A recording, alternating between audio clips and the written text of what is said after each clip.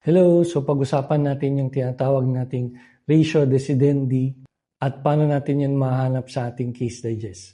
So ang ratio decidendi is yung tinatawag nating legal reason for the decision. No? In other words, it is the rule of law that the Supreme Court applied in its decision.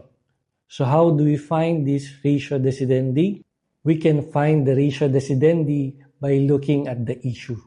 If you can properly identify the issue, try to learn how the Supreme Court answered that issue. That's your logic. That's your ratio. Here's a tip. If you can turn the Supreme Court's ruling into a general principle, then that is your ratio. So if the issue is the warrantless arrest valid during hot pursuit? And the Supreme Court answered, yes, the warrantless arrest is valid during hot pursuit if the arresting officer has personal knowledge of the offense. Then you can just focus on that logic, turn that logic into a principle. So your ratio decidendi could be that a warrantless of arrest is valid during hot pursuit if the arresting officer has personal knowledge of the offense. So yun lang.